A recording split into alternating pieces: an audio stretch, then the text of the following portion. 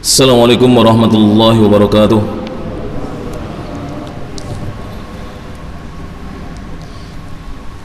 Innal hamdalillah nahmaduhu wa nasta'inuhu wa nastaghfiruh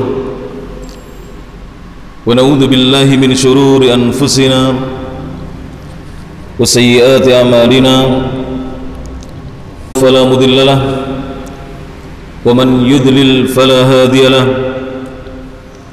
أشهد أن لا إله إلا الله وحده لا شريك له أشهد أن محمدا عبده ورسوله يا أيها الذين آمنوا اتقوا الله حق تقاته ولا تموتن إلا وأنتم مسلمون يا أيها الناس اتقوا ربكم الذي خلقكم من نفس واحدة وخلق منها زوجها وبث منهما رجالا كثيرا ونساء واتقوا الله الذي تساءلون به والأرحام إن الله كان عليكم رقيبا يا أيها الذين آمنوا اتقوا الله وقولوا قولا سديدا يصلح لكم أعمالكم ويغفر لكم ذنوبكم ومن يطع الله ورسوله فقد فاز فوزا عظيما أما بعد فإن أصدق الحديث كتاب الله وخير الهدى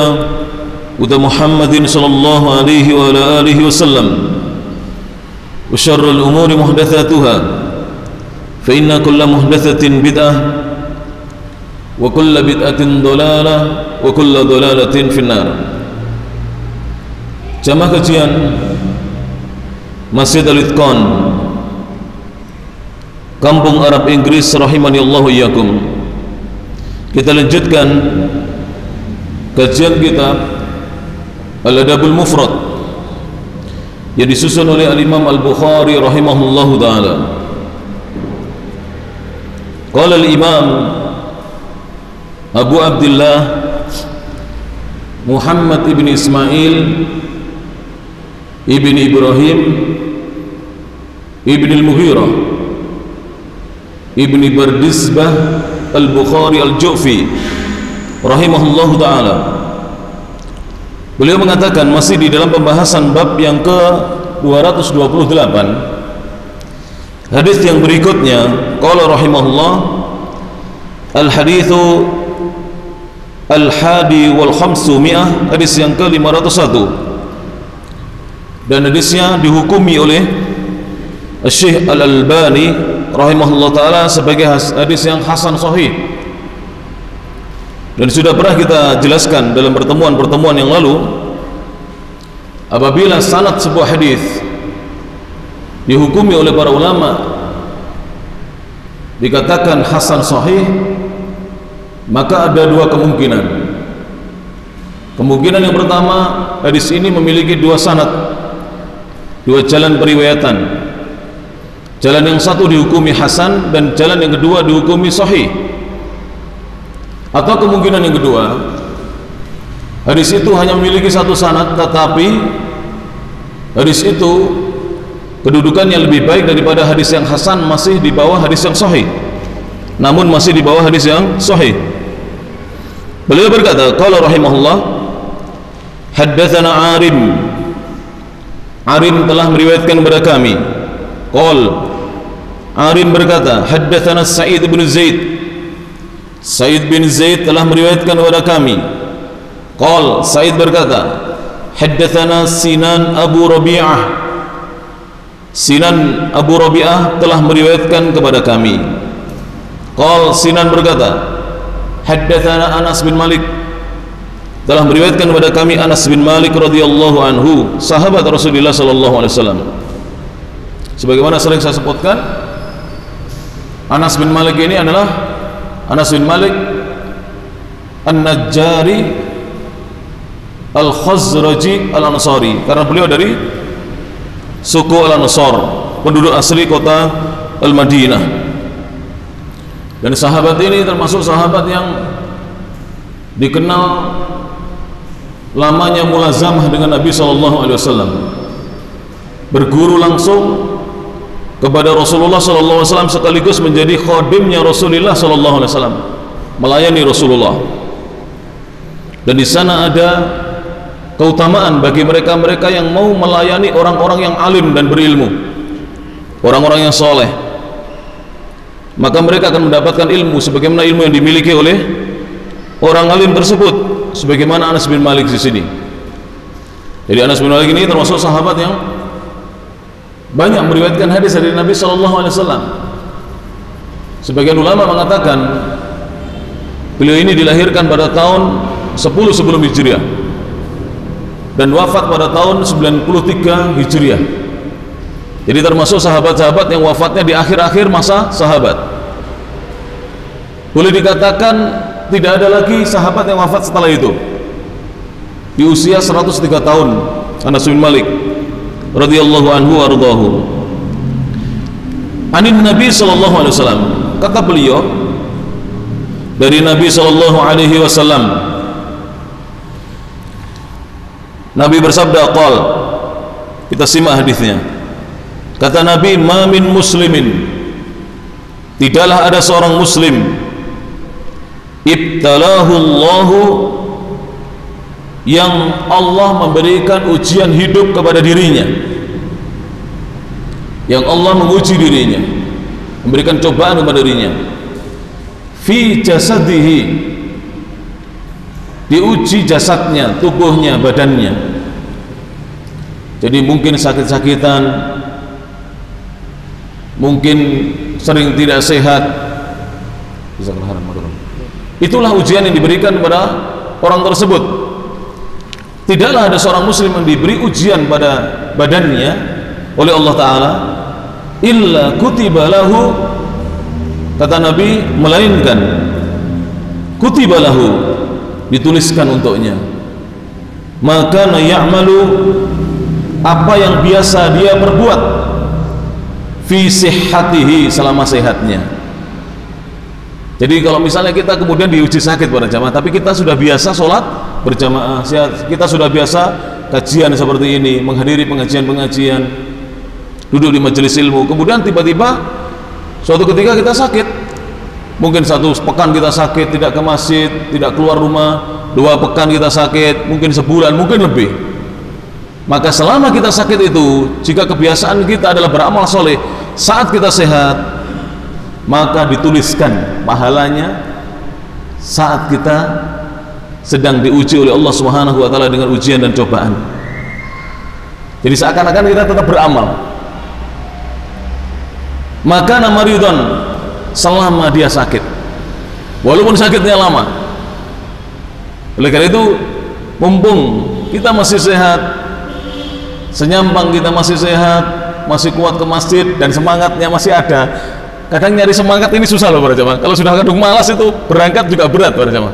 Mumpung kita masih semangat untuk ke masjid, untuk sholat berjamaah, ketemu sahabat-sahabat, ketemu bapak-bapak di sini, ikut ngaji bersama para ustadz dan para kiai kita, maka kerjakan itu, supaya nanti kalau kita sakit, kita tetap ditulis untuk kita pahala amal tersebut, sekalipun kita tidak lagi bisa beramal.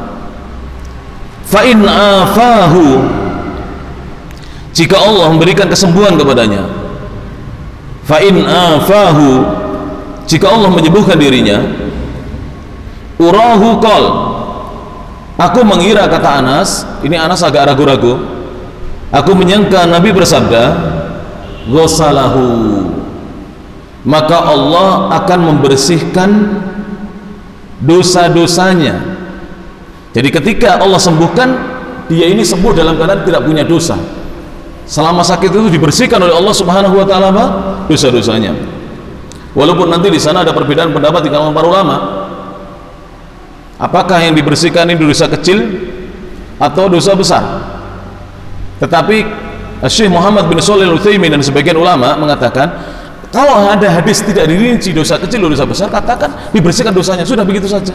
Adapun nanti yang dibersihkan hanya dosa kecil, walhamdulillah, dosa kecil kita terlalu banyak. Seandainya dosa yang dihapuskan oleh Allah, dosa kecil berikut dosa besar, lebih-lebih kita bersyukur kepada Allah Subhanahu wa Ta'ala. Dan kita berharap demikian. Dan biasanya orang kalau diuji sakit, jika selama hidupnya rajin ibadah, insya Allah banyak istighfar ya. Iya, insya Allah. tidak marah-marah, tidak berkata-kata kotor atau misuh-misuh, tidak. Karena dia semasa sehatnya rajin beribadah. Ketika sakit dia akan banyak beristighfar, dia akan banyak bertobat kepada Allah. Bukankah itu akan menggugurkan dosa-dosa yang besar maupun yang kecil, maupun yang besar. Kemudian Nabi bersabda, wa in qabadahu, qabadu artinya tawaffa, jika Allah mewafatkannya, ghafarallah, Allah ampuni dosa-dosa untuknya. Jadi dosa-dosanya diampuni oleh Allah Subhanahu wa taala jika Allah Subhanahu wa taala menghendaki dia untuk diwafatkan. Oleh karena itu, selama kita masih sehat, pergunakan untuk ibadah, untuk mencari ilmu, untuk beramal soleh, untuk meniti jalan orang-orang soleh, untuk bertakwa kepada Allah, supaya nanti jika kita diuji sakit kemudian dikehendaki meninggal dunia, kita wafat dalam keadaan tidak memiliki dosa-dosa. Dan ini disebutkan dalam hadis-hadis yang lainnya. Silakan baca kitab Riyadhus Shalihin, di mana para ulama menyimpulkan, di antara kesimpulan yang saya ingat disimpulkan oleh Syekh Muhammad bin Shalih Al-Utsaimin dalam kitab Syarah Riyadhus Shalihin, orang yang sakit, jika dia ikhlas diberi sakit, dia meyakini itu adalah takdirnya Allah yang tidak akan bisa luput dia darinya, kemudian dia wafat, maka ketika sakit itu, sakitnya akan menggugurkan dosa-dosanya, sehingga ketika dia wafat dikehendaki dalam keadaan tidak memiliki satu dosa pun. Dan ini sudah kita bahas kemarin ya, beberapa hadisnya, bahwa Rasulullah SAW mengatakan orang yang demikian ini kalau kembali ke hadirat Allah tidak membawa satu kesalahan pun. Dengarkan hadisnya, saya ulang kembali hadisnya. Dari Abi Hurairah radhiyallahu anhu, anin Nabi sallallahu alaihi wasallam qala, dari Nabi bersabda, hadis 494 ya, hadis sebelumnya sudah kita kaji. La yazalul bala'u bil mu'min wal mu'minah. Bala, bencana, ujian dan cobaan serta musibah itu senantiasa menimpa orang yang beriman, baik laki-laki maupun perempuan. Fi jasadihi, menimpa tubuhnya, wa ahlihi, menimpa keluarganya, sudah kita bahas kemarin, wa maliki, kadang menimpa hartanya, asalnya dia mudah cari duit kemudian susah, asalnya tokonya laris kemudian sepi, asalnya perusahaan besar kemudian menjadi bangkrut dan seterusnya, hatta yalqallaha, hingga Allah kehendaki dia menjumpai Allah, bertemu dengan Allah, artinya meninggal dunia, wa ma alaihi khati'atun, dan tidak ada satu kesalahan pun pada diri orang itu. Jadi jangan kita jengkel. Seandainya di akhir hayat kita nggak punya apa-apa, harta kita ludes, keluarga kita sakit-sakitan, kita sendiri juga sakit-sakitan, tapi ini ternyata adalah takdir Allah. Allah kehendaki kita wafat menghadap Allah dalam keadaan tidak punya wa ma alaihi khati'ah, tidak ada satu kesalahan pun yang ada pada diri orang itu. Ini hal yang luar biasa para jemaah. Kalau seorang muslim memahami ujian dari Allah Subhanahu wa taala. Hadis yang berikutnya tidak diberi nomor oleh ulama-ulama karena hadisnya semakna dengan hadis yang sebelumnya. Namun hadis ini juga hasan sahih. Qala al-Bukhari, Imam Bukhari berkata, haddatsana Musa telah meriwayatkan kepada kami. Qala Musa berkata, haddatsana Hammad bin Salamah. Hammad bin Salamah telah meriwayatkan kepada kami. An Sinan, dari Sinan. An Anas, dari Anas radhiyallahu anhu. Anin Nabi sallallahu alaihi wasallam, dari Nabi sallallahu alaihi wasallam, mithlahu, hasil hadisnya adalah semisalnya. Dan sering saya sebutkan ya, kebiasaan ulama dahulu ahlul hadis itu terkadang menyebutkan beberapa hadis isinya itu sama atau mirip atau semakna. Jadi matan redaksi hadis itu isinya, kandungannya sama. Namun kalau kita teliti membaca, sanadnya berbeda. Para perawi yang meriwayatkan hadis ini berbeda. Apa tujuannya kemarin disampaikan oleh para ulama? Bukan sia-sia, tidak. Ya, bukan sia-sia. Pertama, amanat ilmiah. Mereka sudah mengambil hadis itu, maka kalau mereka meninggal, mereka ingin menyampaikan sebelum meninggal sebagai amanat ilmiah. Yang kedua, hadis itu apabila sanadnya banyak, kemudian satu dengan yang lain ini sama-sama sanad yang bagus, hasan atau sahih, ini saling menguatkan. Jangankan sanad yang hasan atau sahih, sanad yang dhaif, kemudian ketemu dhaif, kemudian ketemu dhaif, dan dhaifnya tidak terlalu, lemahnya tidak terlalu, ini bisa naik derajatnya dari dhaif menjadi hasan li ghairihi. Bagus karena ada hadis-hadis lain yang sanadnya mendukung, namanya syawahid kalau dalam ilmu hadis. Jadi para ulama begitu, ini terutama yang muda-muda yang belajar hadis-hadis Rasulullah harus tahu. Bapak-bapak pun demikian. Kenapa kadang-kadang para ulama dalam kitab Sahih Bukhari, kalau kita ngaji kitab-kitab hadis seperti itu, hadisnya kok mirip-mirip, tapi kenapa disampaikan? Kenapa nggak diambil satu saja? Iya, karena beliau mendapatkan banyak sanad. Dan dahulu para ulama itu semangat. Misalnya begini, di Pare ini ada beberapa kiai dan ustadz, ya, beberapa kiai dan ustadz. Ustadz ini dan kiai-kiai ini sama-sama punya hadis tersebut, punya hadisnya, dapat dari gurunya. Maka di zaman dahulu, zaman para salaf, itu muridnya mencari hadis itu dari semua guru, dari kiai ini, dari ustadz ini, dari syekh ini, semuanya, walaupun hadisnya sama. Kenapa?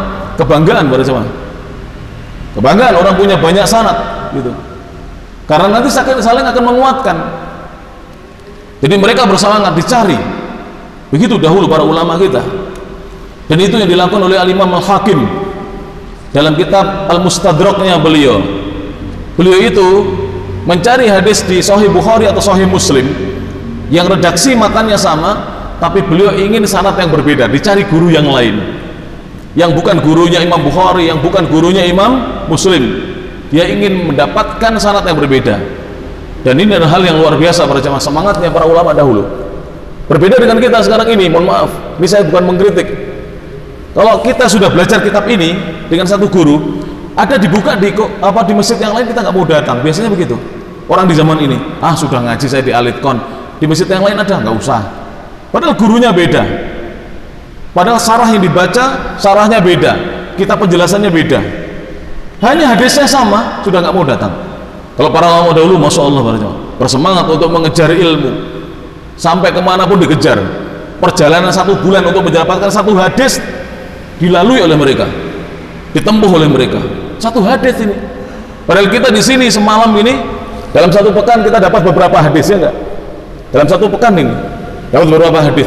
Ini 1 bulan perjalanan, hanya 1 hadis, dan biayanya biaya pribadi, tidak ada yang membiayai. Mencari hadis ke sana kemari. Terkadang berjalan kaki, terkadang naik kuda, kadang naik onta, terkadang membawa keledainya. Itulah semangatnya para ulama dahulu. Wazada, dan beliau menambahkan, qol, bahwasanya Nabi bersabda, fa in syafahu, jika Allah menyembuhkan orang tersebut, menyembuhkan dirinya, ghasalah, maka Allah akan mencuci orang itu, membersihkan orang itu dari semua dosa-dosanya. Jadi dibersihkan oleh Allah Ta'ala dari dosa-dosanya apabila Allah memberikan ujian pada badannya, ya, diberi ujian pada badannya. Baik, hadis yang berikutnya, mungkin diantara kita para jamaah ada yang dulu mulai muda sebelum menikah, bujangan, kerja sampai usia 60 itu nggak pernah sakit, kerja terus, duitnya lancar rezekinya. Begitu 60 tahun lalu langsung prek gitu, nggak bisa kerja. Nggak usah sedih. Kalau kita punya amal soleh, terus kita dapat apa? Pahalanya dari Allah, walaupun kita tidak bisa lagi mengerjakan. Justru kalau kita diuji pada badan kita, ini adalah sebagai pelebur dari dosa-dosa kita. Hadis berikutnya pada jemaah. Al-haditsu ats-tsani wal 500. Hadis yang ke-502. Hadisnya dinyatakan sahih oleh Al-Imam Al-Albani rahimahullahu taala. Qala Al-Bukhari, Imam Bukhari berkata rahimahullah, hadatsana Qurrah ibn Habib, telah meriwayatkan kepada kami Qurrah bin Habib. Qala, beliau berkata, hadatsana Iyas bin Abi Tamimah, telah meriwayatkan kepada kami Iyas bin Abi Tamimah, an Atha ibn Abi Rabah, dari Atha bin Abi Rabah, an Abi Hurairah, dari Abu Hurairah radhiyallahu anhu. Siapa namanya? Ini ngaji hadis betulan ya begini. Ya, biar kita terbiasa ngaji hadis. Namanya sama Abdurrahman bin Sakhr. Jadi Abu Hurairah namanya Abdurrahman. Ayahnya namanya Sakhrun. Jadi Abdurrahman ibnu Sakhrin Ad-Dawsi. dari suku Ad-Daus. Dan suku Daus itu asalnya dari negeri Yaman, karena orang Arab yang tinggal di Saudi dan sekitarnya di Timur Tengah itu kebanyakan aslinya dari Yaman. Jadi mbah-mbahnya orang Arab itu dari negeri Yaman. Silahkan dibaca sejarah orang Arab, ada di kitab Rahiqul Makhtum, ada di kitab yang lainnya disebutkan bahwa mbah-mbahnya orang Arab itu asalnya dari negeri Yaman. Jadi umpama sepuh-sepuhan, sepuh Arab Yaman. Kalau di sini kebanyakan Arab dari Yaman, berarti sampean harus menghormati mereka. Mbahnya orang Arab. Orang Arab Yaman itu mbahnya orang Arab. Tapi yang dihormati yang seperti Rasulullah, bukan seperti Abu Jahal ya. Dimuliakan mereka, karena mereka mbahnya orang Arab. Islam disebarkan oleh mereka.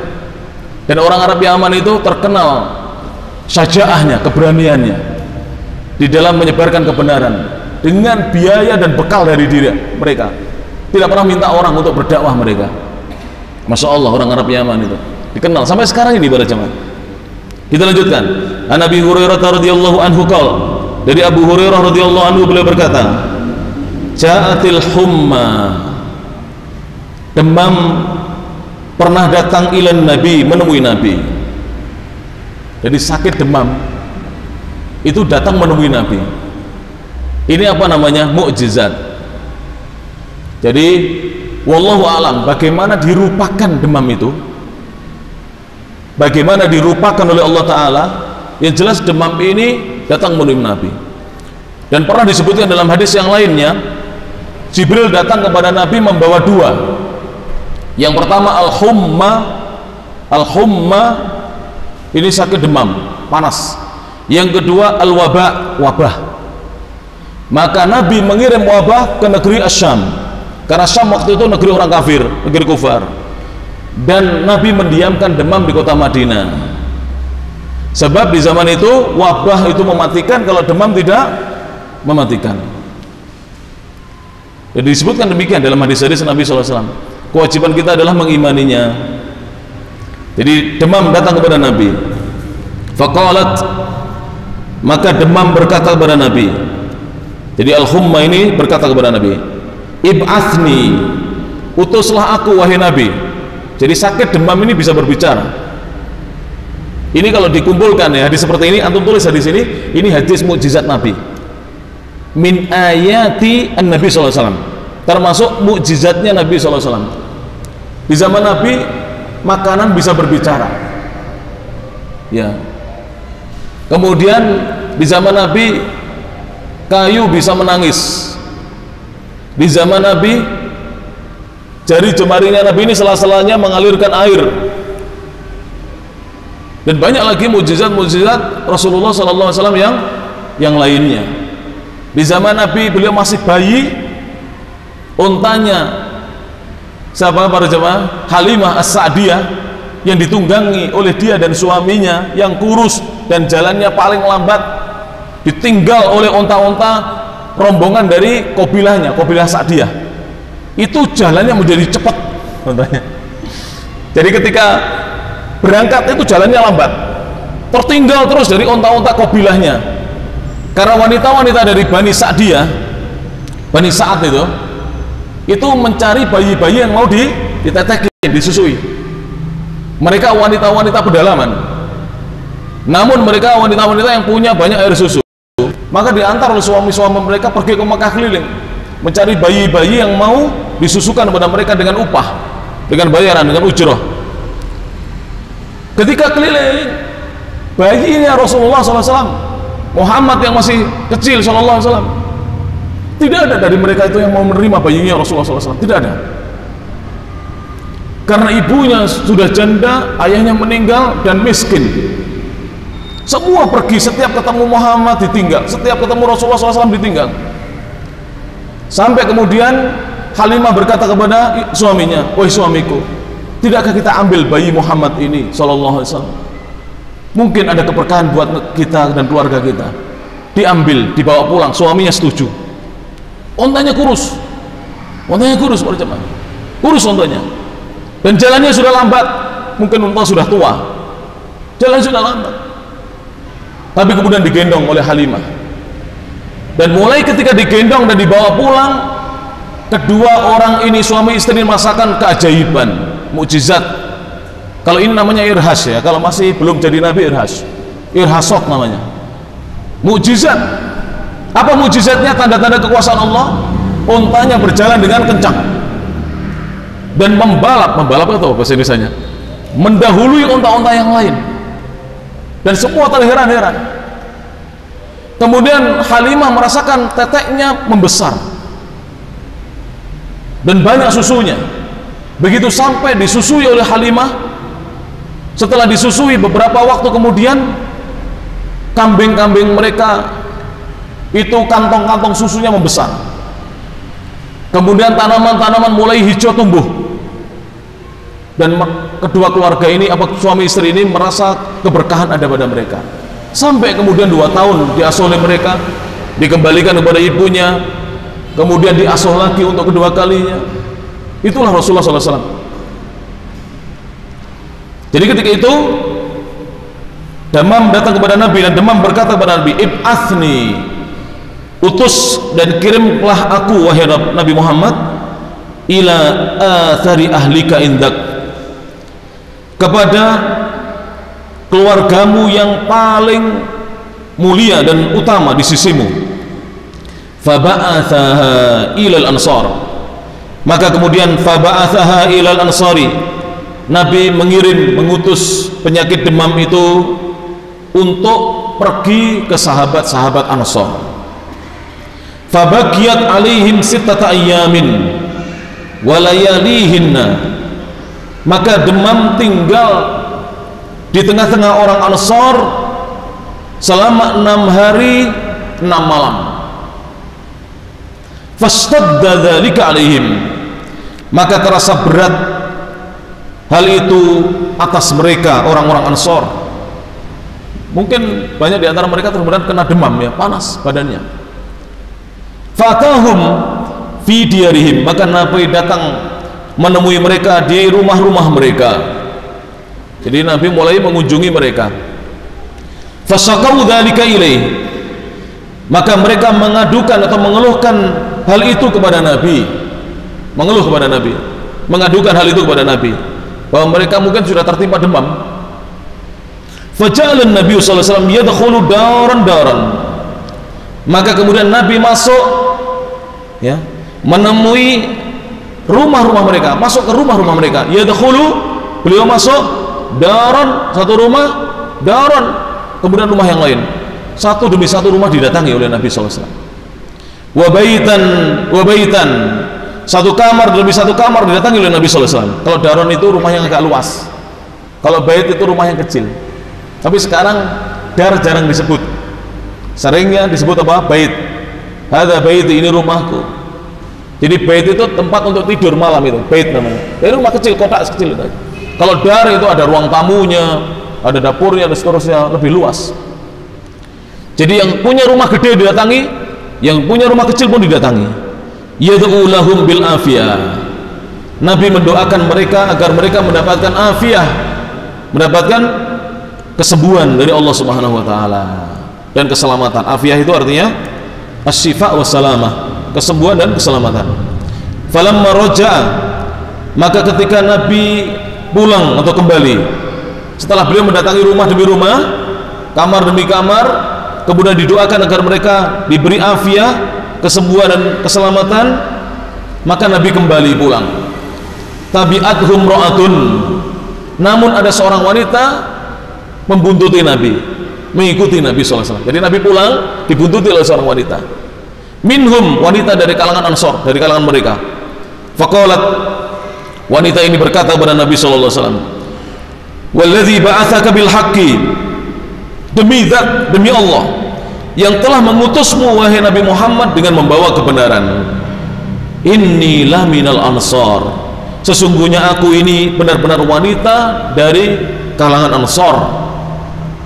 Wa inna abi la minal ansar, dan sesungguhnya ayahku juga benar-benar dari kalangan Ansar. Bukan pendatang maksudnya ya, betul-betul penduduk asli Yathrib, Madinah, yang dulu namanya Yathrib sebelum dirubah jadi Al-Madinah. betul-betul lahir di situ, bapaknya orang situ, kakeknya orang sana pun, kayaknya pun demikian orang sana. Maka dia mengatakan kepada Nabi, fad'ullaha li, maka berdoalah engkau ya Rasulullah kepada Allah untuk kesembuhanku, kama da'auta lil ansor, sebagaimana engkau telah berdoa untuk orang-orang Ansor. Maksudnya orang-orang Ansor yang didatangi oleh Nabi tadi. Mungkin orang ini, wanita ini, rumahnya belum sempat didatangi oleh siapa? Rasulullah, tapi dia mendengar kedatangan Rasulullah. Maka Nabi bersabda, dengarkan ini, ma syi'ti, apa yang kamu inginkan, apa yang kamu kehendaki. In syi'ti, jika kamu menghendaki atau menginginkan, da'autullaha, aku akan mendoakan, ya, aku akan berdoa kepada Allah, aku akan memohon kepada Allah, an yu'afiyaki, untuk Allah memberikan afiah kepadamu, memberikan kesehatan, kesembuhan dan keselamatan kepadamu. Wa in syi'ti, namun jika kamu menghendaki, sabarti, kemudian kamu bersabar ketika diberi sakit, walakil jannah, maka kamu mendapat surga. Apa maksudnya hadis ini? Kalau begitu orang yang minta didoakan sembuh gak dapat surga, tidak begitu maksudnya. Para ulama menjelaskan, jadi para ulama menjelaskan, orang yang dia tidak minta didoakan orang, ini tawakalnya sempurna. Jadi dia sendiri yang berdoa kepada Allah, dia sendiri yang memperbanyak doa, mengangkat tangannya kepada Allah, memohon kesembuhan kepada Allah. Dia tidak minta orang lain, ini tawakalnya sempurna.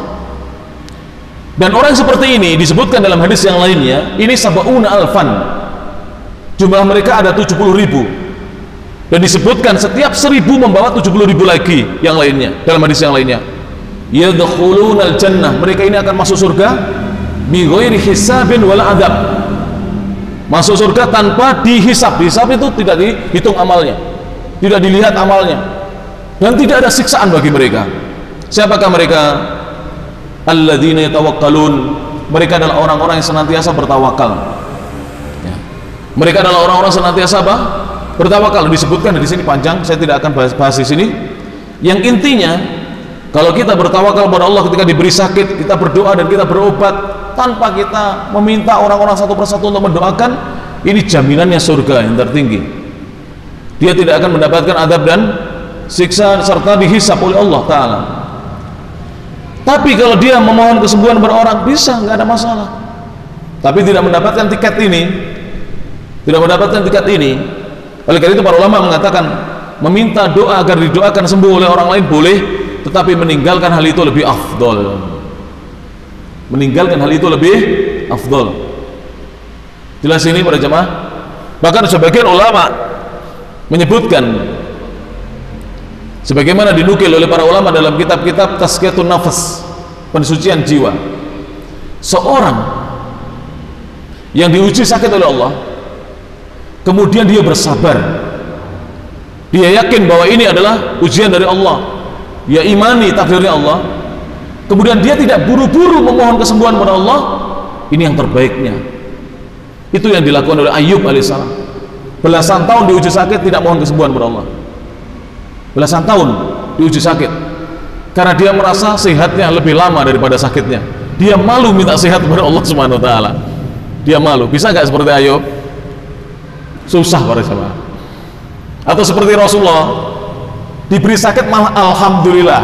Kalau kita yang sakit innalillah, karena memang iman kita masih dalam taraf apa? Innalillah, belum sampai alhamdulillah.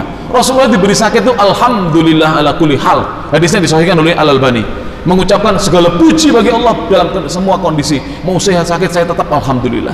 Kenapa? Karena sakit itu menggugurkan dosa dan mengangkat derajat dan dijamin surga. Betul nggak kalau alhamdulillah? Alhamdulillah. Itu Rasulullah SAW. Dan itulah yang disebutkan oleh beberapa ulama, di antaranya Syekh Muhammad bin Shalih Al-Utsaimin. Ini derajat seorang yang ketika diberi musibah itu yang paling tinggi, yaitu derajat yang paling tinggi as-syakir, orang yang syukur ketika diberi musibah. Yang bawahnya ar-radhi, orang yang ridho. Di bawahnya lagi as-sabir, orang yang sabar. Di bawahnya lagi yang terburuk al-jazi, orang yang berkeluh kesah. Nggak tahu kita yang mana ini berjamaah. Al-jazi' orang diberi ujian yang berkeluh kesah. Berkeluh kesah itu apa bahasa Jawanya? Hah? Sambat ya. Walah wingi untuk kula saya gede ndasku saya ngeluh. Jadi terus sambat gitu, sambat gitu. Ini al-jazi', tingkatan yang paling buruk. Tingkatan di atasnya apa? As-sabir, yang sabar. Ini belum tingkatan tertinggi nih sabar ini. Tingkatan lagi apa? Ar-radhi, yang ridho. Sampai ridho. Kalau sudah sabar, tingkatkan pada ridho. Yang tertinggi as-syakir, dapat musibah, syukur, alhamdulillah. Ya. Bisa gak kita begini pada jemaah? Baik. Kemudian qalat, keras sedikit.